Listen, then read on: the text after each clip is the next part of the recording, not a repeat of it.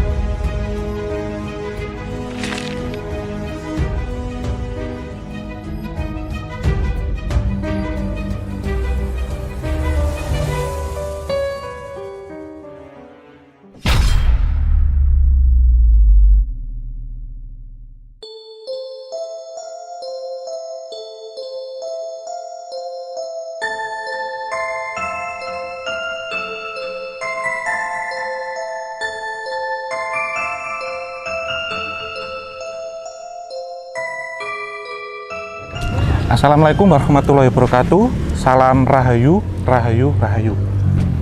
Jumpa lagi bareng kita, ada Omo, ada Mas D. Ya. Kita masih berada di plat E. Iya. Khususnya di kota Cirebon, dan pada kesempatan kali ini kita sangat senang ya Om, Iya. sangat bersyukur karena bisa mengunjungi sebuah situs keraton yang masih berdiri di Iya. Jawa.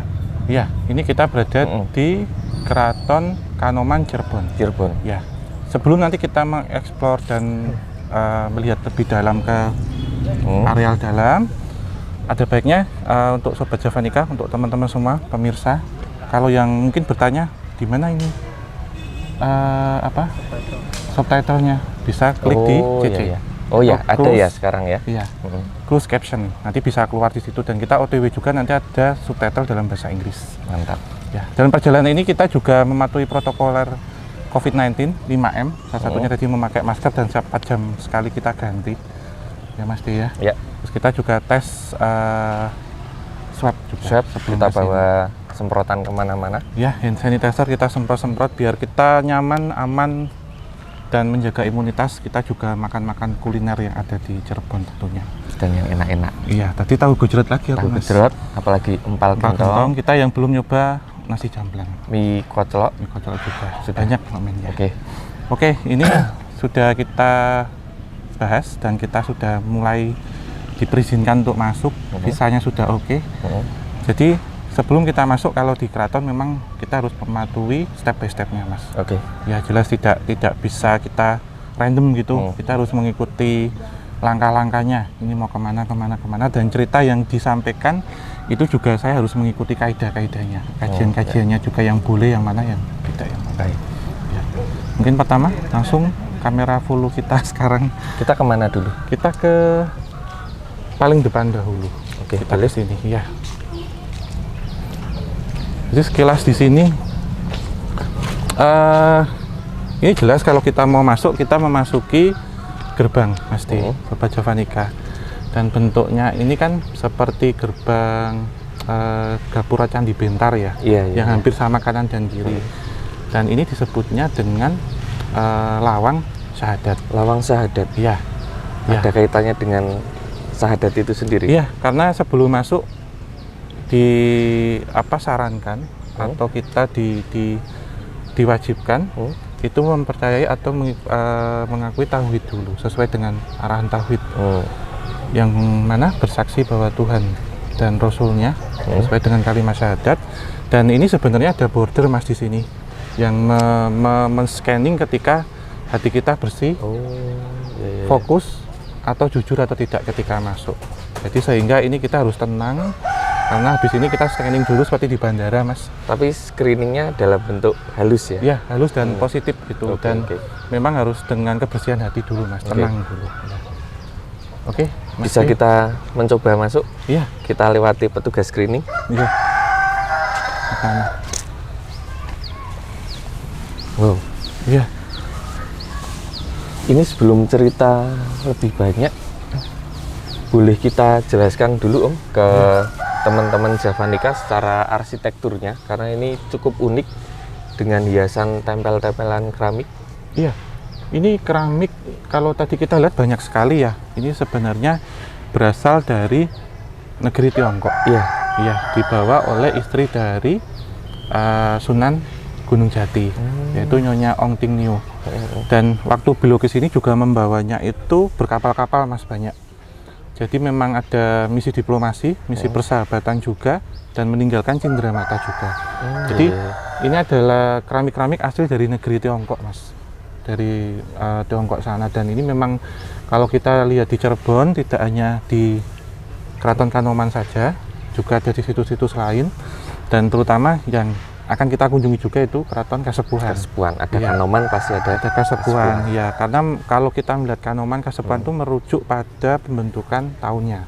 Oke. Iya, ini kan memang di antara abad ke-15, abad ke-16 pembentukannya, berdirinya, dan tepat kita berdiri di sini adalah Siti Hinggil Mas, atau tanah yang tinggi. Jadi mengingatkan kita kalau berkunjung ke Keraton Kasunanan Surakarta dan Keraton Kasultanan Yogyakarta. Ada Siti Hinggil, kemudian ada Bangsal Witono, Bangsal Manguntur Tangkil. Iya. Kemudian selain sebagai tempat untuk raja ya, Iya. ini adakah fungsi lain sewaktu masih aktif? Iya, memang ada beberapa ketika melihat prajurit yang sedang berlatih di sana juga Mas. Iya, dan menerima tamu ya. Jadi tadi kita kan ke bangsal yang ada di depan Mas. Kalau Iya. di Jogja saya masih ada bangsal yang di depan tadi yang kita lenggan duduk-duduk di sana. Itu sebenarnya kalau ada tamu kebesaran ataupun tamu undangan itu biasanya nanti stopnya di sana dulu. Di sana. Iya, jadi ada pemeriksaan, scanning dan macam-macam. Kemudian juga di bangsal itu biasanya untuk rakyat yang menghadap para wedono Mas. Wedono itu seperti camat lah sekarang gitu, atau lurah atau apa, itu menghadapnya di sana untuk keperluan sebelum nanti disampaikan ke sultan yang ada di sini, Gusti Sultan. Ini kalau boleh diceritakan, jalan pintunya kan ada banyak ya Om. Iya, Yang tadi pertama 1, kemudian samping 2, iya. kemudian ini ada lagi dan bentuk-bentuknya beda-beda. Oh, ini paseban Mas. Ini dijelaskan sedikit boleh Om? Boleh ya. Paseban, Paseban ya. tempat rakyat menghadap sultan. Oh, Iya. ada sendiri ya? Iya, jadi tempat ini kan dari sana sih Mas tadi. Ketika sudah diterima di bangsal yang di depan, kemudian ke sini itu untuk rakyat menghadap sultan. Jadi di sini yang saya lihat ada beberapa warga rakyatnya waktu itu menghadap sultan itu dengan sebenarnya mau demo Mas, karena ada penarikan pajak yang terlalu tinggi dari pemerintah kolonial juga. Tetapi jika zaman dahulu kan juga ada yang topo PP istilahnya di depan, ingin menyampaikan aspirasi. Orasi ya? Iya. Tetapi itu semua dilakukan dengan santun. Jadi tidak ada demo yang besar, bahkan pengerusakan dan macam-macam. Sehingga yang ke sini pasti nanti diantarkan. Ada niat apa untuk menyampaikan apa. Jadi ada kebijakan, ada kewibawaan dan wicaksananya beliau itu memberikan solusi gitu. Dan itu bisa bertemu langsung dengan beliaunya? Iya, bisa disampaikan, dan biasanya itu mengikuti ini Mas, struktur protokoler. Jadi ketika itu dari rakyat biasa, kemudian ke kayak ketua RT-nya, kemudian ke walinya, ke lurah, wedono gitu, pasti nanti ikut ini Mas. Penyampaiannya itu selaras gitu, nggak ada ditambahin, nggak ada yang dikurangi gitu. Karena Gusti Sultan sendiri kan waskito ya Mas, jadi beliau bisa mengetahui mana orang yang bicara dengan benar ataupun yang dibikin-bikin atau yang nggak bisa dipercaya. Gitu. Oke, karena sudah agak mendung. Iya. Seperti ini ya baju yang kita Iya. pakai hari ini. Iya, Ini kita adalah pakai batik Mega Mendung. Mendung ya. Bukan batik Akatsuki ya Om. Iya. Iya. Jadi batik yang kita pakai hari ini juga tematik karena merupakan salah satu batik khas dari kota Cirebon itu sendiri. Iya. Dan ini juga mendunia Om. Iya. Kalau saya baca beberapa artikel, ini juga jadi salah satu sampul di buku tentang batik dunia. Ya, dan batik ini sebenarnya memang khas pesisir dan diciptakannya ada beberapa banyak versi ya. Salah satunya beliau tadi Nyonya Ong Ting Nio itu juga menciptakan ini. Kalau kita lihat sebenarnya ini penuh makna sekali. Jadi terinspirasi dari alam atas, ya alam atas. Dan ini warnanya yang kita pilih memang sengaja biru. Jadi ada biru tua, ada biru muda. Biru muda itu sendiri menggambarkan masa depan seseorang yang cerah, seperti cerahnya langit. Biru tua? Biru tua menggambarkan pengharapan. Ya, karena air di sini adalah sumber kehidupan, sumber pengharapan. Ketika musim kemarau berlanjut-lanjut, para petani mengharapkan hujan turun. Jadi ketika mendungnya itu sudah gelap, itu justru menjadi doa yang terkabulkan, Mas. Karena air sumber penghidupan. Ya, dan ada satu pesan bahwasanya kalau hujan itu setiap tetes airnya kan dijaga malaikat. Gitu. Jadi ini berkah gitu, Mas. Ya, dan satu lagi megah itu mega itu kan awan, megah di sini. Dan menenangkan, sifat yang menenangkan dari air hujan itu juga melambangkan sejatinya ketika orang itu memakai batik ini ya, Mas, batik mega mendung, itu terlihat berwibawa, terlihat megah, tetapi tetap santun, ramah dan sopan. Jadi sifatnya tetap tenang seperti air. Auto berwibawa nih kita. Iya. Ya Om, udah mendung ini. Iya. Mendung Kita tak berarti lanjut hujan. sana. Sini, sana. Sini aja.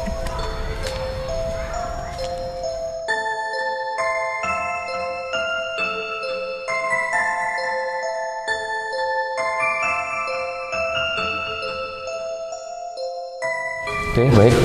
Kita sudah masuk ke dalam karena ini merupakan tempat penyimpanan pusaka.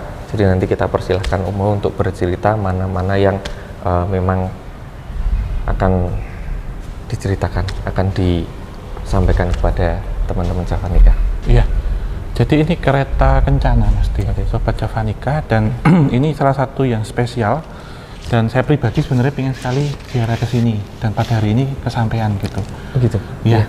Dari pertama waktu itu sudah ke Kanjeng Kiai Grudo yang ada di Keraton Kasunanan Surakarta, kemudian ke Kanjeng Nyai Jimat yang ada di Museum Roto Wijayan yang ada di Keraton Kasultanan Yogyakarta, dan hari ini kita diberikan kesempatan untuk ziarah di kereta kencana kereta Paksi Naga Limang yang ada di Museum Keraton Kanoman Cirebon. Ya, Mas. Dari keretanya ini sendiri Om, tadi Om menyebutkan ada 3 kereta, apakah itu berkaitan? Iya, jadi di sini ada 3 kereta, nanti kita akan berjalan ke sana. Jadi ini yang paling sepuh, yang paling tua, dan kereta ini memang diproduksi made in Nusantara, Mas, asli gitu, dari bumi Nusantara. Dan kalau kita lihat di sini tahunnya ini ya, Mas ya, 1350 Saka. Iya. 1428 Masehi. Atas pemrakarsa Pangeran Losari. Losari ya, sekitar abad ke-15 ya, Mas ya. Dan ini namanya itu tergabung dari 3 unsur. Jadi ada Paksi, Naga, Liman. Paksi, Naga, Liman. Iya, Paksi itu kan burung. Iya. Kemudian Naga itu ular naga. Iya, naga. Liman itu gajah. Oh. Ya, jadi kalau kita lihat di sini untuk Paksinya bisa kita lihat di sayap. Ya, di sebelah sayap ini seperti burung Garuda, Mas. Kemudian naganya di bagian muka, di bagian, dan itu gabungan juga ada di sana belalai. Dan termasuk badannya juga perpaduan juga, Mas. Jadi ada perpaduan gajah dengan ekornya itu juga burung Garuda. Ini melambangkan 3 entitas etnis yang ada di Cirebon. Kalau kita lihat pertama, Paksi itu adalah Arab, Mas. Oh ya. Kemudian Naga adalah Tiongkok, dan kemudian Liman itu India. Iya. Jadi gabungan dari Arab, ketiganya itu. Tiongkok sama India. India. Ya, dan ini kalau kita lihat dari atas, ini murni terbuat dari kayu jati solid atau kayu gatilok yang langsung dipahat. Enggak diteter, enggak disambung ya. Dan untuk kaki-kakinya, kesis dan macam-macam ini dari besi. Dan kereta ini dipergunakan, dikendarai oleh Gusti Sultan waktu itu. Jadi untuk macam-macam, Mas, untuk keperluan kenegaraan, keperluan juga kirap, iring-iringan dan macam-macam. Dan ini di atasnya kan ada tombak dan trisula, Mas. Oh yang di digenggam, belalainya ya ada gading dan ada senjata di situ. Dan kereta ini juga dipergunakan itu dari awal sampai dengan Gusti Sultan yang ke-8 pada tahun 1930-an.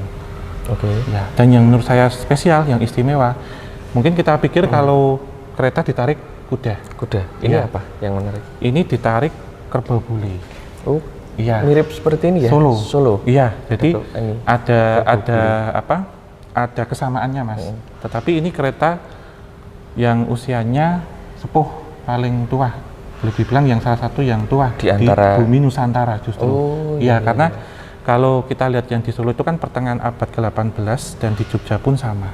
Jadi ada abad-abadnya, Mas. Abad ini tadi kalau di angka 1428 berarti abad 15-16, kalau di Solo abad ke-17, kalau di Jogja abad ke-18.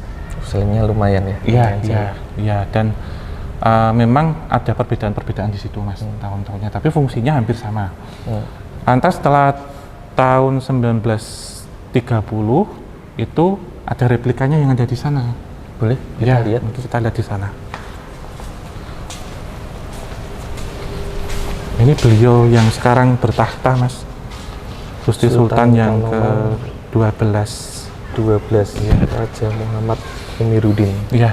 Nah, kalau yang ini, Mas D, ini kereta Jempana, ini ori ya, masih original, dan kalau yang ini dipergunakan oleh permaisurinya. Itu, ya, dan sama, Mas, untuk penariknya juga sama. Menggunakan kerbau bule juga. Jumlahnya 444. Kalau kita lihat lebih detail, motif-motif ukirannya hampir sama ya, Iya, seperti batik. Batik, ya, Megamendung juga. Karena memang ada apa ya? Megamendung sendiri itu sakral, Mas. Jadi tidak hanya terkesan sebagai motif batik saja. Tapi kalau tadi sudah kita bahas sebelumnya, itu penuh dengan filosofi dan sifat-sifat yang akan diteruskan apalagi seorang sultan dan permaisurinya. Iya. Gitu. Jadi semuanya akan ada di elemen-elemen baik properti, juga kendaraan, kain yang dikenakan, dan juga beberapa ornamen yang ada di bangunan keraton sendiri. Kita lanjut Iya. yang tadi sambungannya. Iya, ini pangeran, Mas, adik dari beliau. Oh iya. Iya. Ya, kalau yang ini replikanya, jadi Vaksin kali. fungsinya hampir sama, bentuknya juga mirip ya, Mas, ya, hampir sama. Dan ini yang dipergunakan sultan berikutnya, Mas. Ya, jadi setelah sana yang tadi yang asli itu diistirahatkan, Iya. kemudian menggunakan yang replikanya ini, gitu, Mas, yang sering dipergunakan beliau. Ada tahun pembuatannya tahun 1997. Oh iya, baru ya Iya. berarti. Ini memang masih banyak dan kita tidak cukup untuk menceritakan. Dan ada satu hal lagi sih, Mas, yang cermin ya. Kalau kita lihat yang dipakai oleh Ibu Permaisuri juga di sini.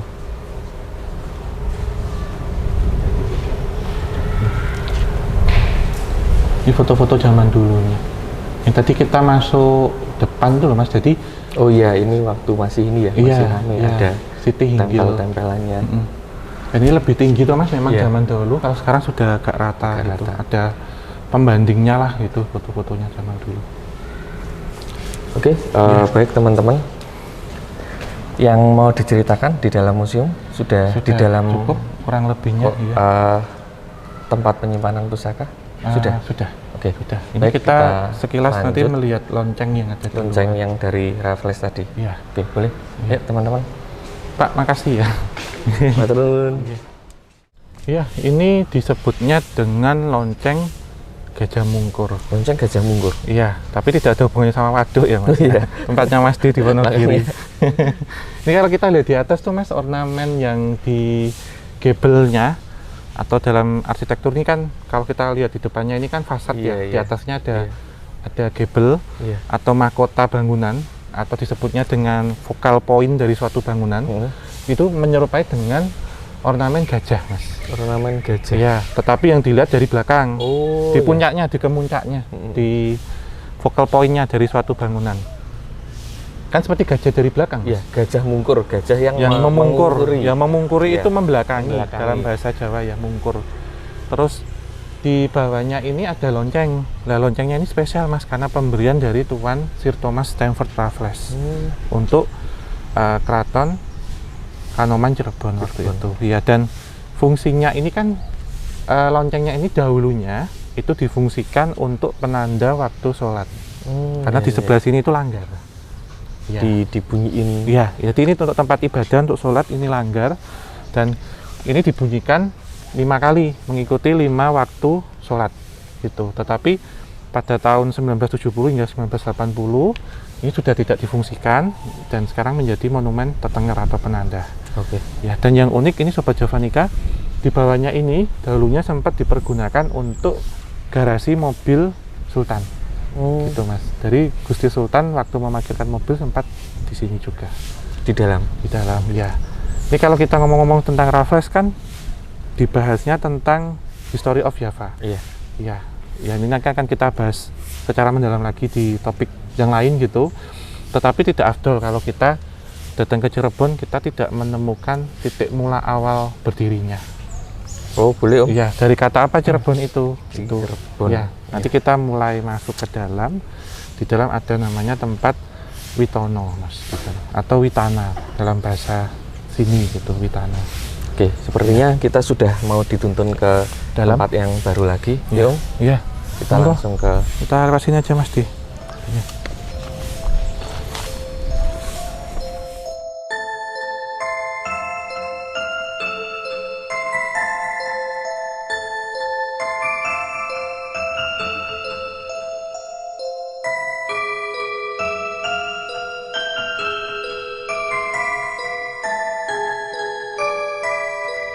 Sekarang kita sudah sampai di Witana Iya. yang konon katanya merupakan sebuah titik awal dari Iya. terbentuknya Cirebon. Bagaimana Om? Ya, jadi kalau kata Witana sendiri kan dari awit-awit ana, Mas. Maksudnya Awit-awit awal-awal mula Oh iya. gitu. Wiwit. Wiwit, Iya. awit, kawitan, Hmm. awalnya berdiri. Jadi boleh disebut ini titik 0 km atau tonggak pertama kali Cirebon itu berdiri. Oke. Iya. Jadi ini kita mulai jalan agak mendekat ke sana. Boleh. Ke sana aja, Mas.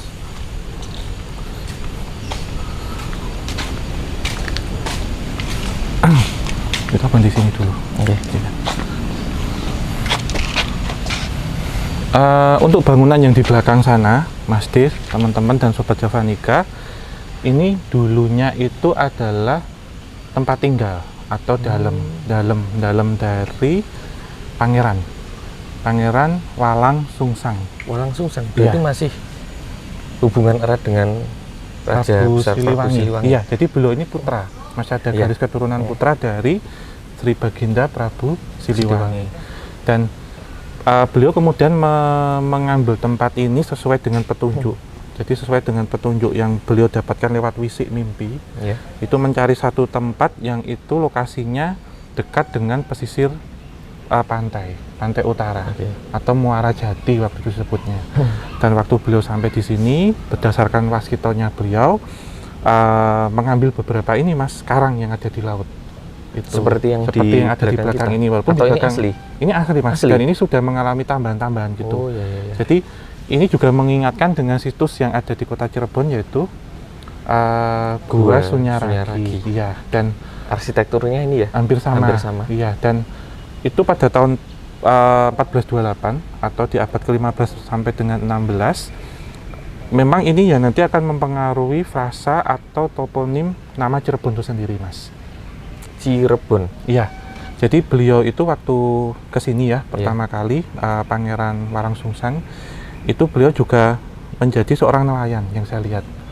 Jadi andap angsor, Mas. Iya, Jadi iya. beliau itu tidak memposisikan dirinya sebagai seorang putra raja. Tetapi waktu itu beliau juga menjadi seorang nelayan.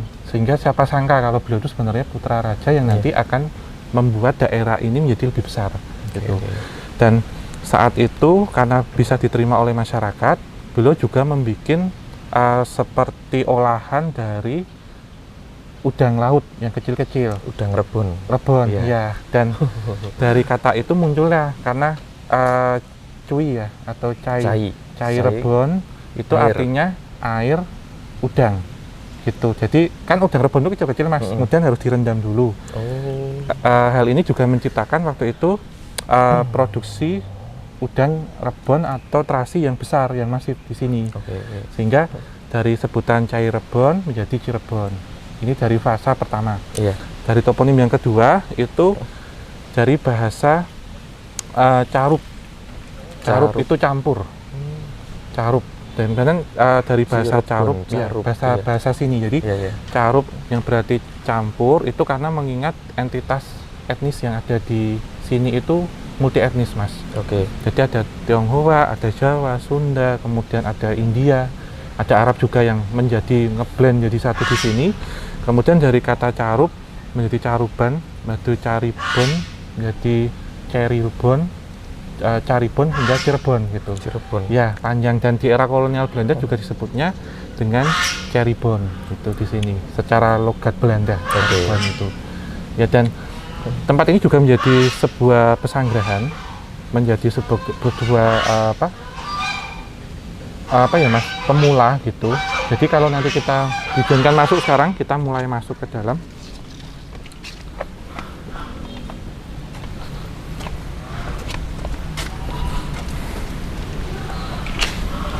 Di dalam masih ada ini ya, Iya, karang-karangnya. masih nunggu ini sudah. Kita ke sini.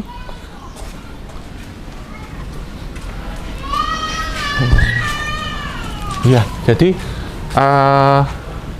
tempat ini juga ini Mas yang diberikan gambaran ke saya. Waktu itu beliau ya, Pangeran Walang Sungsang itu memang ada koneksi dengan Kerajaan Galuh waktu itu. Iya. Ya, Galuh tapi Sunda ya? Galuh Sunda ya, yang ada di Galuh. Tetapi ketika beliau dimintain upeti, dan upetinya ini ternyata ini Mas, biasanya kan kalau kita ketahui uang ya, Iya. tetapi terasi. Oh. Ya, itu. Suatu ketika beliau memang tidak memberikan, Iya. karena tujuannya di sini ingin membuka otonomi daerah sendiri. Dan ketika utusan dari Raja Galuh ke Cirebon waktu itu dijelaskan, utusannya mengerti dan disampaikan ke rajanya.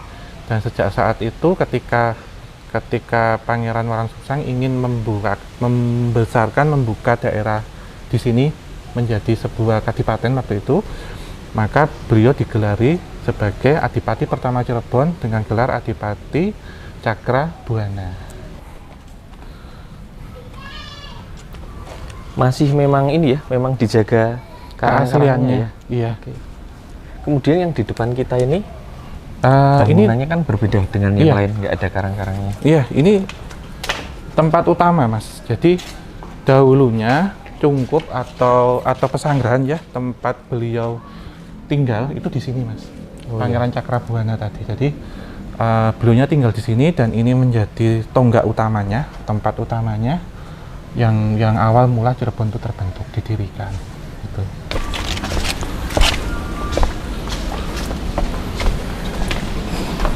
Ini Mas, Sumurnya juga pakai ini ya, iya pakai karang-karang ya. limbah, iya sama pakai karang juga. Dan ini memang memiliki satu energi spiritual yang kuat Mas. Oke. Iya, karena ada beberapa cerita, ini hampir mirip dengan Sumur 9 yang ada di Keraton Kasunanan Surakarta. Jadi waktu itu saya lihat juga ya, saya ambil satu sampel. Ini selain memang untuk pensucian diri, juga untuk berdoa, untuk mandi, apalagi menjelang bulan Ramadan seperti ini Mas, afdol gitu. Juga menjadi media atau perantara untuk penyembuhan gitu. Jadi ada orang yang waktu itu sakit secara medis maupun non medis, itu kalau ikhtiar berdoa dengan sungguh-sungguh, maka air ini bisa menjadi medianya Mas. Iya. Ya, Masih bahkan ini ya, masih ada ini ya? sih kalau saya lihat ilmu-ilmu teluh, santet, pelet juga bisa gogrok, luntur, dinetralisir di sini. Dan pernah juga ada orang ya di luar kota, dari kota Cirebon sendiri, itu sudah berpuluh-puluh tahun menikah tapi tidak diberikan keturunan. Kemudian ke sini. Ya, kemudian lantaran berdoa, meminta ini dan mandi, minum juga, akhirnya diberikan keturunan Mas. Itu secara lantaran, karena air itu kan pasti secara residual energi bisa menyimpan akumulasi doa-doa baik gitu. Apalagi beliau pangeran yang ada di sini kan membuka dan macam-macam, berdoa setiap hari, sehingga itu bisa mericas kita gitu mas. Ya. Ini air yang ada di sumur masih bisa ini? Masih bisa. digunakan? Ini kalau mau ngambil mas? Boleh? Boleh. Wah, boleh. Boleh. Ini penggunaannya dibuat cuci muka atau Cuci muka sama minum, kita minum dikit aja. Boleh. Minum bisa? Ya, boleh dikit aja. Belum nanti kita closing ya semuanya. Udah mas, gitu aja. Bentar. Tarik om. Gas gini aja nggak apa-apa. Oke. Ini mas Di, kasih dulu. Ini diminum? Minum dikit sama cuci muka. Ini saya. Seger ya? Iya. Cuci muka om. Iya. Iya.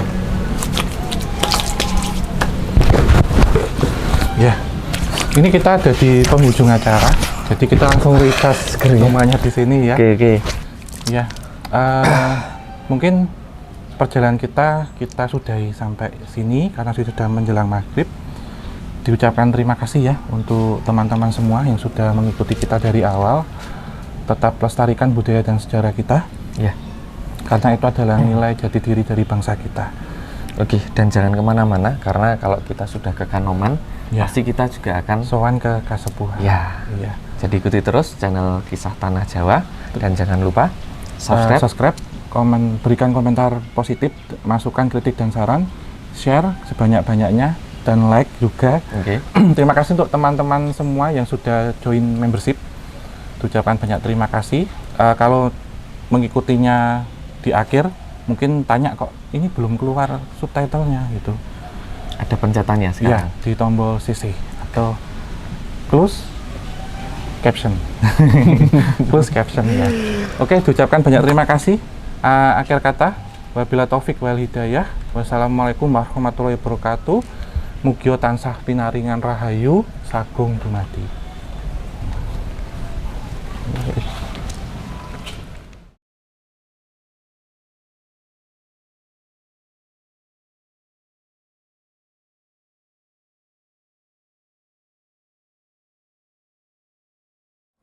Assalamualaikum warahmatullahi wabarakatuh. Selamat sore semuanya sahabat Kisah Tanah Jawa. Perkenalkan, nama saya Farihin. Saya tim Pustaka Keraton Kanoman Cirebon. Saya di sini dipercaya sebagai anggota tim Pustaka Wangsakerta Keraton Kanoman sejak 2017 sampai dengan sekarang. Seperti ini mas, sebelum kita jauh ngomongin tentang Kanoman ya. Jadi tadi waktu awal masuk itu udah mencuri perhatian. Kok masuk Kanoman kok harus melewati gang sempit dan banyak kayak pasar gitulah. Oh gitu ya. Gimana itu mas? Ceritanya mas? Pasar sendiri kan itu merupakan pasar yang dibangun oleh kolonial gitu. Jadi sebenarnya desain pasar bukan di depan keraton. Kalau desain pasar sendiri memang itu merupakan bagian dari politik kolonial Hindia Belanda waktu itu, bagaimana memecah kemudian antara sultan dengan masyarakat yang kemudian akhirnya menjadikan pasar itu sampai hari ini menjadi polemik gitu. Oh masih jadi polemik? Masih jadi polemik, tapi ya karena itu pasar itu kan menjadi apa istilahnya mata pencaharian, cuman kan akhirnya akses untuk ke keraton susah gitu. Dan itu menjadi akses satu-satunya untuk masuk ke Keraton Kanoman. Jadi para pinangeran Keraton Kanoman itu banyak yang memberontak kepada kolonial sehingga ditaruh pasar di depannya gitu oleh kolonial. Jadi dibikin sekat gitulah. Penyebabnya dulu gitu ya? Iya, salah satunya itu. Karena beberapa para pinangeran yang memberontak itu rata-rata dari Kanoman, misalnya Mbah Mukoyim, murid pesantren. Kemudian Kiai Ismail adiknya, kemudian Pangeran Raja Kanoman, Pangeran Raja Kabupaten, itu semua rata-rata dari Kanoman. Nah, itu akhirnya maksudnya sampai sekarang tuh dampaknya terasa. Salah satunya apa mas? Ya salah satunya orang dibikin malas untuk datang ke Keraton Kanoman, sehingga kalau kita bicara pariwisata gitu ya, kan gimana orang mau tertarik berkunjung ke keraton kalau aksesnya sendiri itu susah gitu. Nah mungkin itu salah satunya. Dan mungkin nggak mas, itu cuma salah satu yang akhirnya membuat keraton atau kesultanan di Cirebon ini yaitu dari pecah atau semacam berseberangan lah. Itu bagian dari efek ya. Pasar itu bagian dari efek pecahnya keraton. Oh, berarti Karena mulak.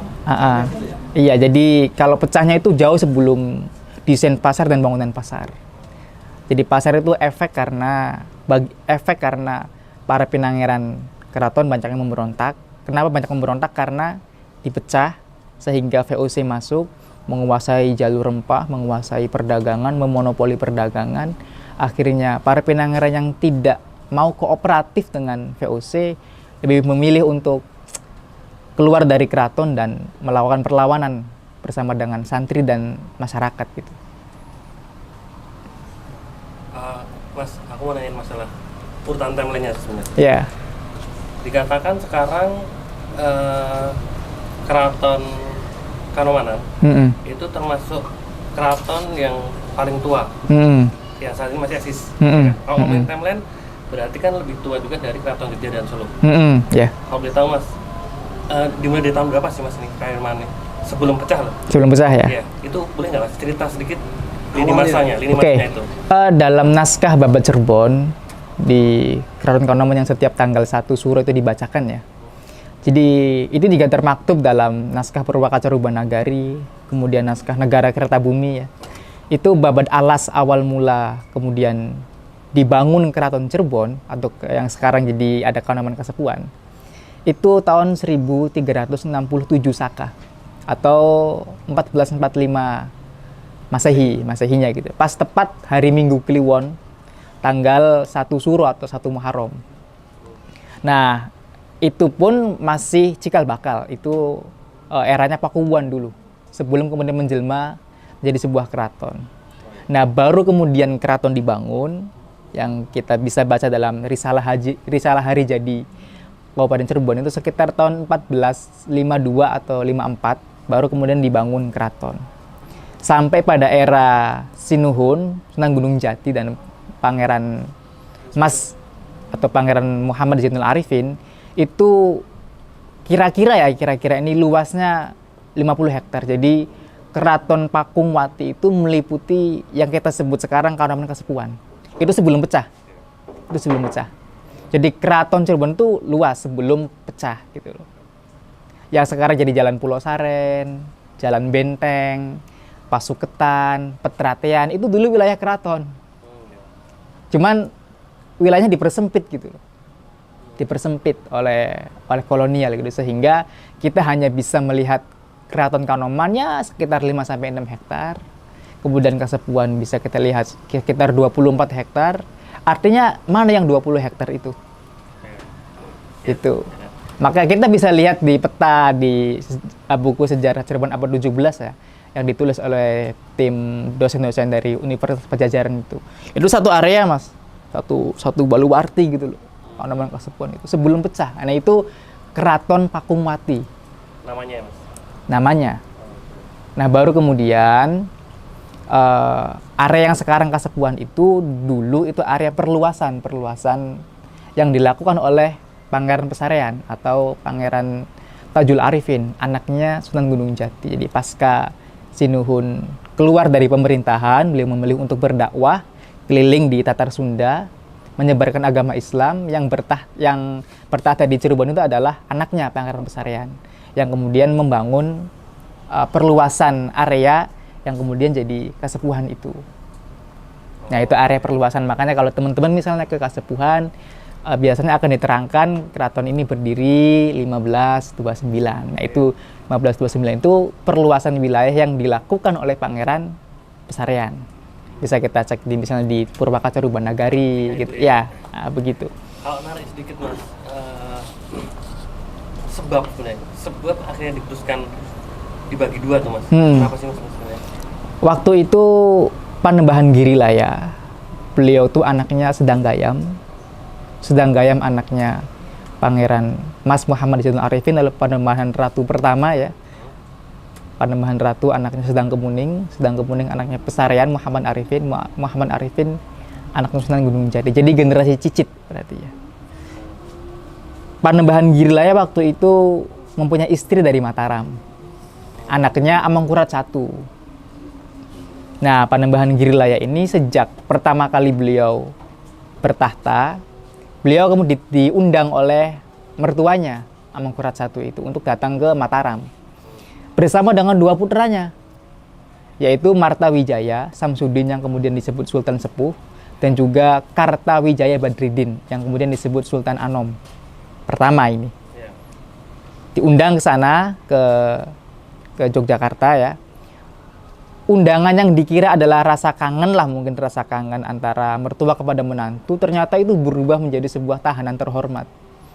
Sehingga Panembahan Girilaya selama 12 tahun kurang lebih tidak bisa pulang ke Cirebon bersama dengan dua orang putranya yang tadi saya sebutkan.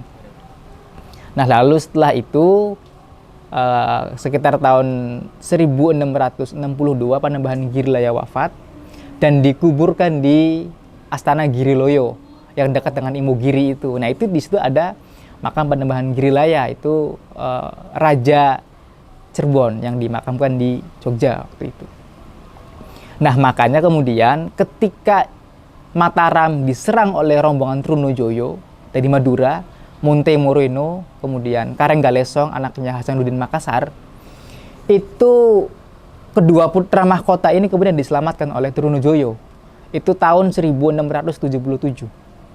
Makanya Amangkurat itu terusir keluar tuh dari Jogja, dari Karta ya kalau waktu itu. Keluar, wafat di Tegalwangi. Kemudian beliau disebut Sunan Tegalwangi itu. Nah, dua orang putra mahkota Cirebon dibawa oleh Trunojoyo.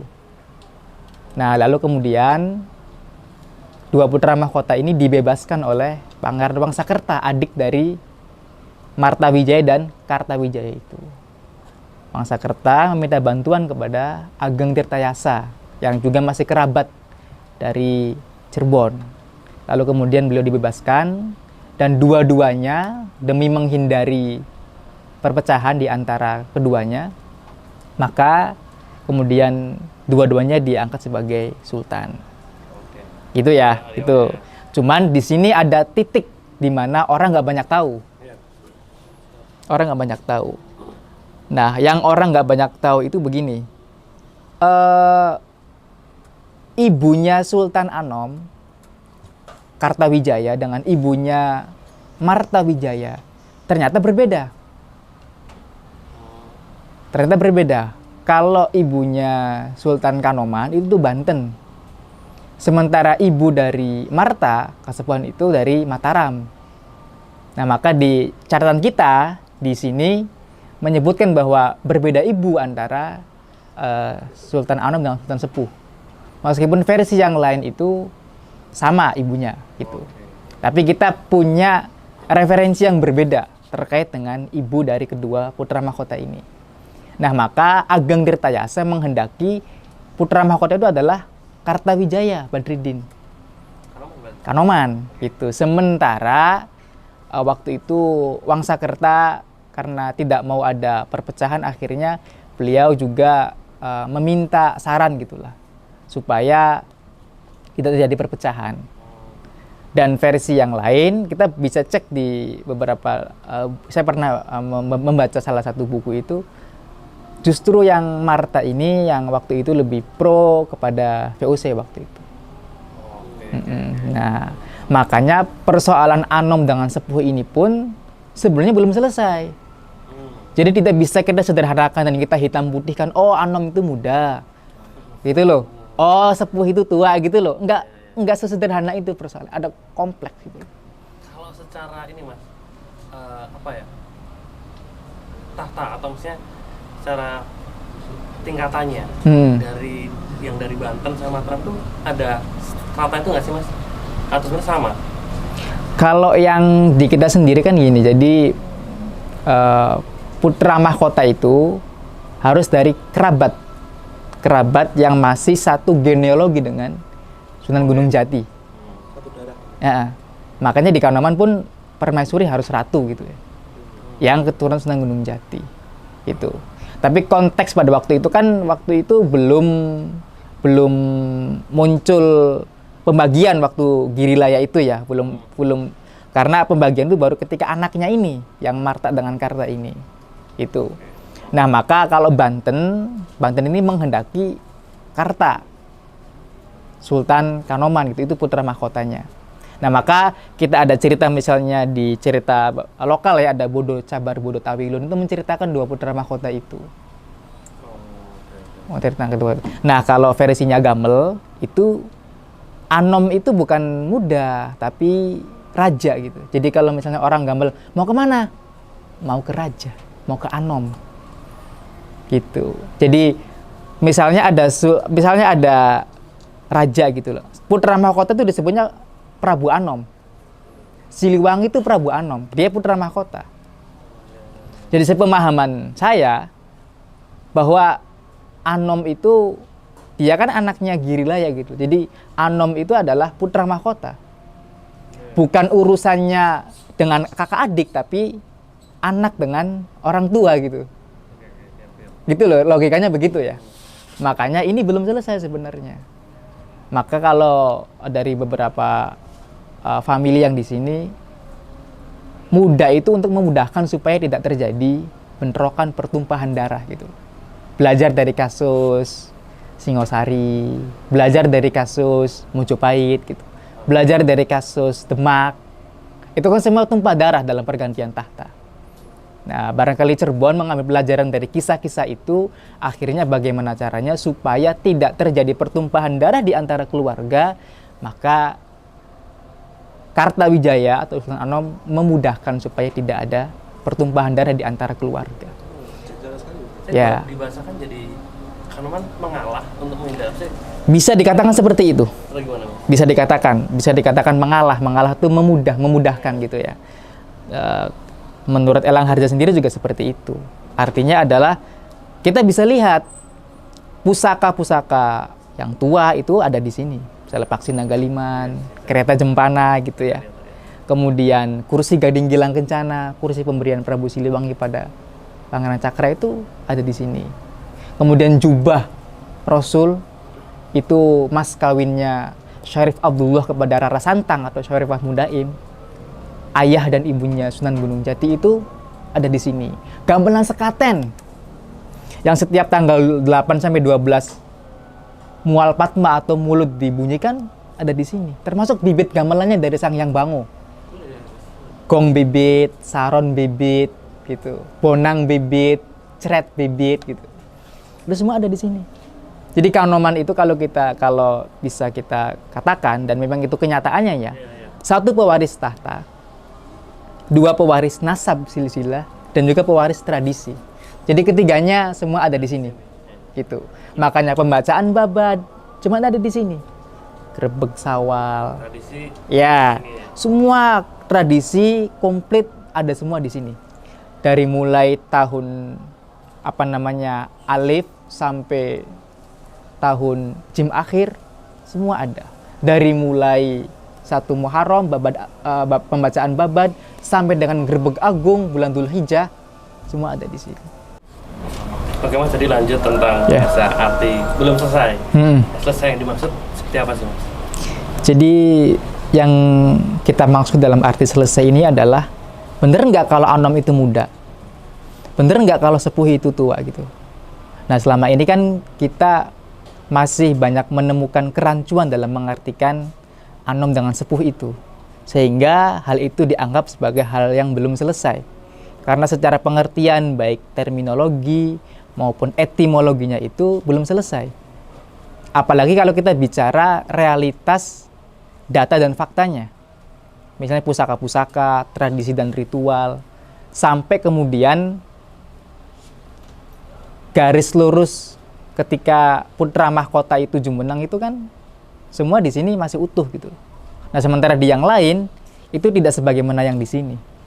Nah, di sini masih menjaga darah nasab, masih menjaga trah pepakem pergantian tahta raja dari raja ke raja, kemudian masih menjaga tradisi dan ritual budayanya. Semua masih utuh di sini. Dari mulai pembacaan babad sampai dengan Grebeg Agung itu semua masih ada di sini. Sementara hal itu kita tidak menemukan selain di sini.